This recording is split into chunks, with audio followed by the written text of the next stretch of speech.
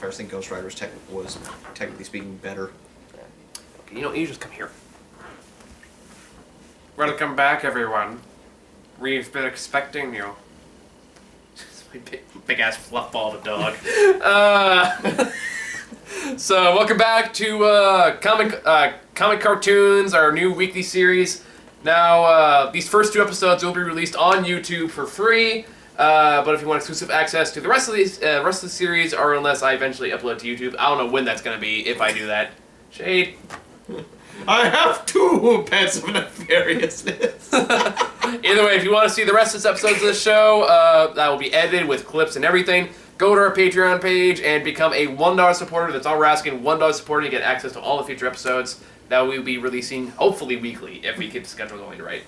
So, yeah, with that being said, this is the second episode, Interactions. I actually really like this one. What do you think? It was alright. It's alright? I don't know. I like what they did with Electro in this one. Yeah. I mean, what are your thoughts? Well, I definitely see what you mean by Amazing Spider-Man 2 ripping off this show. Yes, and again, that's someone no one ever points out. I was the only one that ever said, guys, they stole this from Spectacular Spider-Man. Yeah, that's because you're the only one of us who had actually seen it. Still, like, I'm not talking about you guys, I'm talking about, like, on the internet. And surprisingly, no one, like, makes that comparison, like, no, guys, this was taken from Spectacular Spider-Man. Like, straight from it. The circumstances are slightly different, but... Yeah. Other than that, like, hey, you done? You good? Alright. But yeah, so this is the one that introduces Electro into the mix. And like I said, I actually really like what they did with this character in this. Yeah. I feel like this is what the movie should have done. Yeah.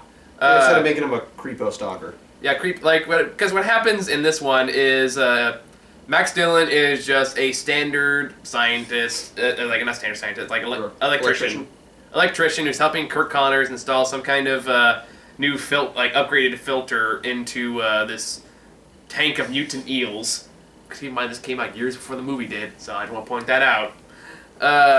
But something goes wrong, and he ends up getting electrocuted by the eels, more or less. After he gets electrocuted by the panel that sends him flying back into the glass. Yep, and that turns him into just basically a giant ball of electricity. I was saying, was he electrocuted by the eels, or just the fact that he hit that gel, which is conducive already? I think it was kind of a mixture of both. Yeah. So anyway, some combination of chemicals and superhero and like comic book stuff made him into Electro, which is like a giant ball of electricity just barely contained in his suit, which I kind of like that too.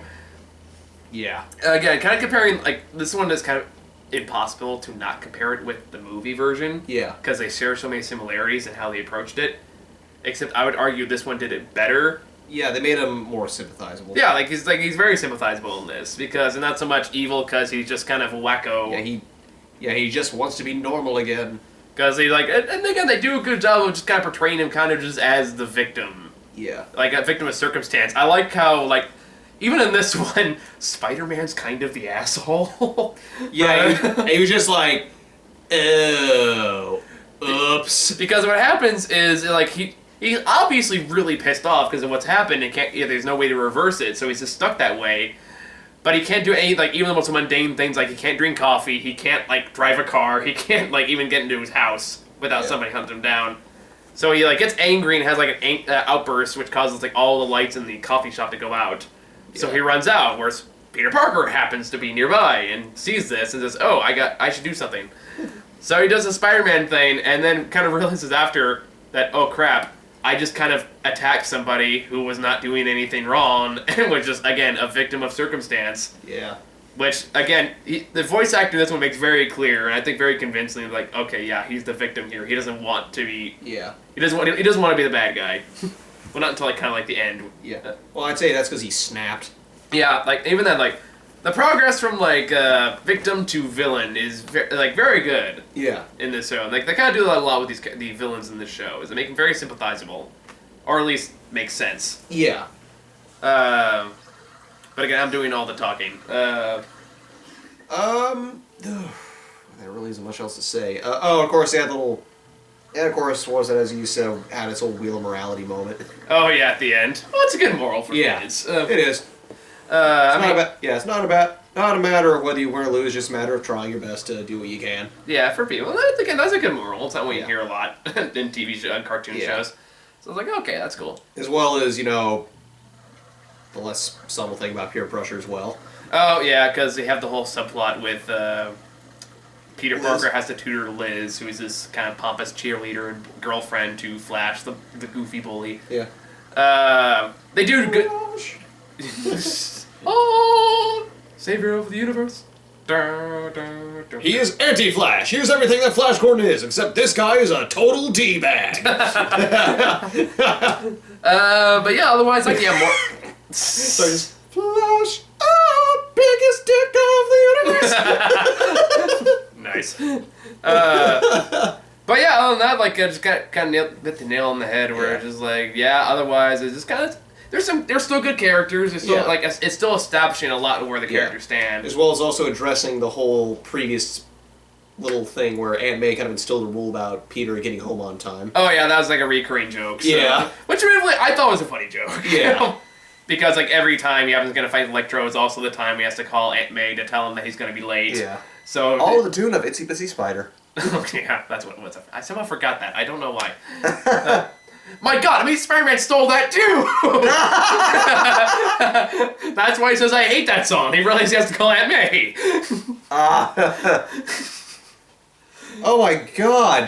That might explain some of the other, maybe like subconscious reviews of the movies, because they kind of knew that, or not, maybe not directly, but part of them felt rip this off. We're ripping off a much better show. Yeah.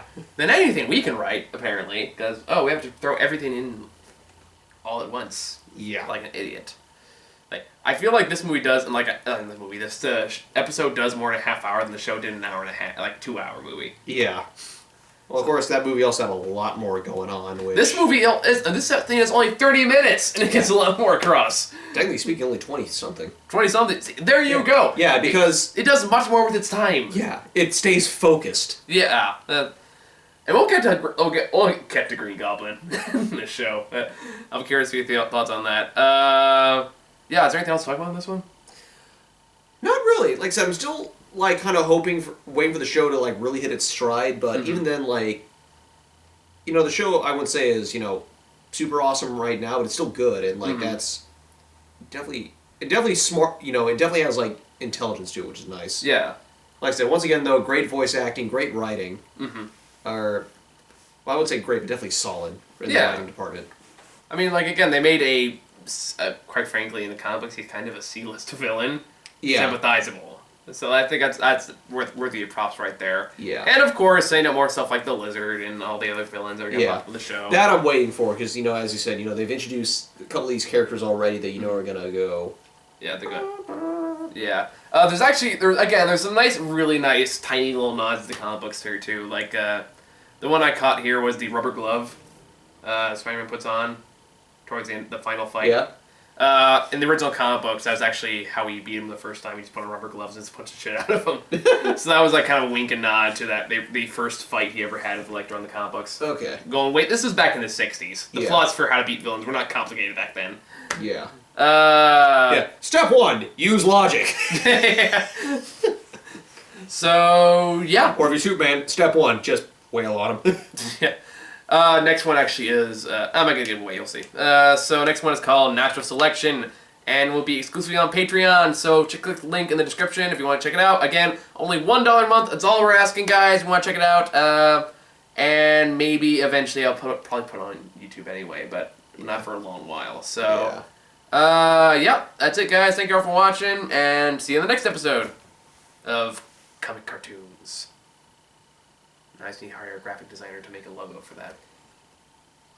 I can draw with a colored pencil on a piece of paper. Comic Cartoons! Woo! I actually know an artist who owes me a favor, so I'm gonna ask her to do it. But I told you that someday, and the day may never come, I will call upon you to do a service. That day has come. okay, Godfather. All right, see you all next episode. Bye. Bye.